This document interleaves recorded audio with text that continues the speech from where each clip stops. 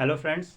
जब भी आपने एसएससी का या फिर बैंकिंग का या फिर आपने UP police constable SSC GD का एग्ज़ाम दिया होगा तो आपके सामने एक क्वेश्चन आया होगा कि किसी भी पॉलीगॉन का लेंथ जो है कुछ परसेंटेज से जो है इंक्रीज़ कर दिया जाता है, ब्रेथ को भी कुछ परसेंटेज से इंक्रीज़ कर दिया जाता है। मान लीजिए लेंथ को A% से इंक्रीज़ कर दिया गया और ब्रेथ को B% से इंक्रीज़ कर दिया गया, और पूछता है इसके बाद से एरिया में कितने परसेंट से इंक्रीज़ होगा। तो आप इस टाइप के क्वेश्चन को करने जाएंगे तो फिर काफ़ी समय लग जाता है। तो इसके लिए हम आपके लिए एक मेथड लेके आए हैं जिसे कि सक्सेसिव मेथड या फिर रेशियो मेथड। अगर आप इस मेथड का यूज़ करते हैं तो फिर आप बहुत कम समय में मे बी 10 से 15 या 20 सेकंड में आप उस क्वेश्चन को सॉल्व कर सकते हैं। तो सबसे पहले हम सक्सेसिव मेथड देखेंगे, उसके बाद से रेशियो मेथड पे कुछ क्वेश्चन देखेंगे। तो सबसे पहले हम आपको एक फार्मूला लिखवा देते हैं, आप इस फार्मूले को याद कर लीजिएगा। मान लीजिए कि लेंथ को बोल रहा है A% और से इंक्रीज या डिक्रीज, और ब्रेथ को बोल रहा है आपको B% से इंक्रीज या डिक्रीज। तो मान लीजिए एरिया, चेंज इन एरिया आपको निकालना है, तो आपको फॉर्मूला याद रखिएगा। Change in area is equal to plus minus A plus minus B plus minus A into b by 100 plus. जब आपको बोलेगा कि लेंथ या ब्रेथ में इंक्रीज हो रहा है तो आप प्लस A लिखेंगे, जब डिक्रीज के लिए बोलेगा तो आप माइनस साइन के साथ लिखेंगे। अभी आप इस फॉर्मूले को लिख लीजिए, अभी कुछ क्वेश्चन हम प्रैक्टिस करेंगे तो फिर आपको और भी अच्छे से ये फॉर्मूला समझ में आ जाएगा, और इसके बाद से हम इस पर 2-3 क्वेश्चन और रेशियो मेथड पे भी करेंगे। तो जैसा कि आप बोर्ड पे क्वेश्चन देख रहे होंगे, if side of a rectangle is decrease by 11% then its area will decrease by. मतलब इसका अगर हिंदी में क्वेश्चन देख लीजिए आप लोग, यदि किसी आयत की प्रत्येक भुजा को 11% से कम कर दिया जाए तो इसके क्षेत्रफल में कितना कमी आएगी। तो इसके सॉल्यूशन के लिए आप करेंगे तो हम इसके लिए 2 मेथड लगा सकते हैं, एक तो रेशियो मेथड, दूसरा सक्सेसिव मेथड। बट 11% को फिर अगर आप जो है सक्सेसिव मेथड लगाएंगे तो ज़्यादा सही पड़ेगा, और अगर इसको आप रेशियो मेथड लगाने जाएंगे तो इसको फ्रैक्शन में कन्वर्ट करके सॉल्व करना बहुत ही मुश्किल हो जाएगा। तो बोल रहा है कि डिक्रीज, यानी कि इसके लिए -11% हो रहा है, लेंथ भी माइनस हो रहा है और आपका ब्रेथ भी माइनस हो रहा है, 11% से घट रहा है। तो एरिया में क्या चेंज आएगा, तो फिर हम लोग देखेंगे चेंज इन एरिया।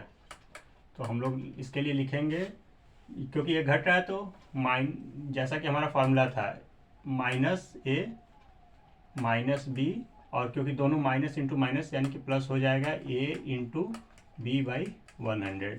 तो 11% से कमी हो रही है, -11, फिर से 11 की कमी हो रही है यानी कि -11%, और फिर इसके बाद से क्योंकि माइनस इंटू माइनस प्लस हो जाता है तो फिर यहाँ पे प्लस हो जाएगा, और फिर 11 इंटू 11 बाई में 100।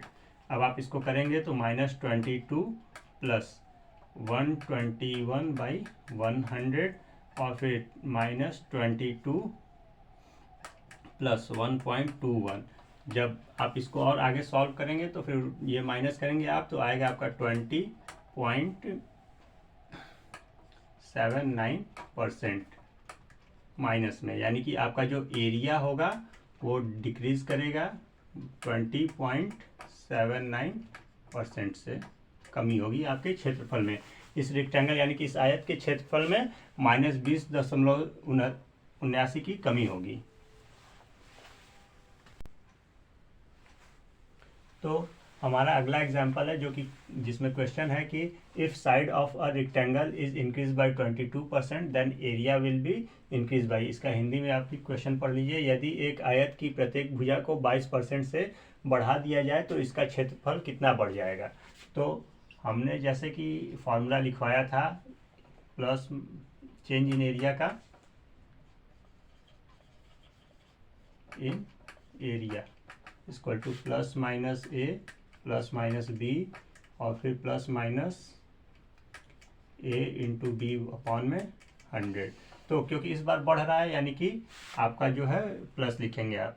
तो चेंज इन एरिया के लिए +22, फिर क्योंकि दोनों साइड बढ़ रहा है तो इसके लिए भी आप +22 लिखेंगे, और प्लस इंटू प्लस आपका प्लस ही होता है, और फिर 22 इंटू 22 अपॉन में 100। अब प्लस 22 22 44 हो जाएगा, और प्लस 22 का होल स्क्वायर होता है, जो कि मैंने आपको ट्रिक बता रखा है होल स्क्वायर निकालने का। तो फिर 484 अपॉन में 100। अगर आपको स्क्वायर कैसे निकालना है तो इसका वीडियो में आप जा करके मेरे चैनल पे देख लीजिएगा कि स्क्वायर कैसे किसी भी संख्या का 2 डिजिट के नंबर का स्क्वायर हमने बता रखा है। अब इसको करेंगे आप आगे सॉल्व, तो 44 प्लस 4.84, तो इसका फाइनल आंसर हो जाएगा 48.84%।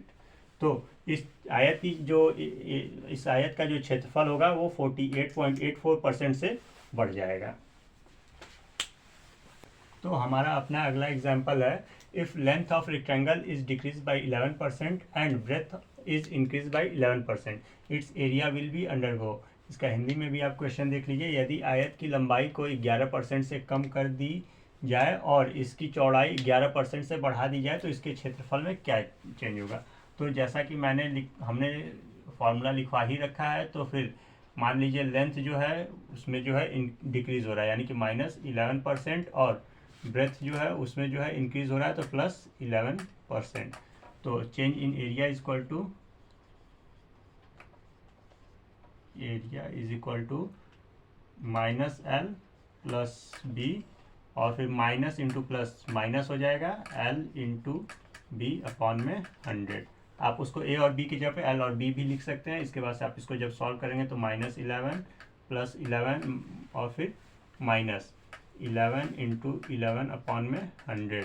तो ये -11 प्लस 11 कैंसिल हो जाएगा, तो फिर आएगा -121 अपॉन में 100, जो कि आपका आएगा 1.21% माइनस, यानी कि माइनस आएगा। अगर फाइनल रिजल्ट आपका माइनस आता है तो फिर इसका मतलब एरिया जो है वो डिक्रीज करेगी, और अगर प्लस आता है तो फिर आपका एरिया जो है इंक्रीज करेगी।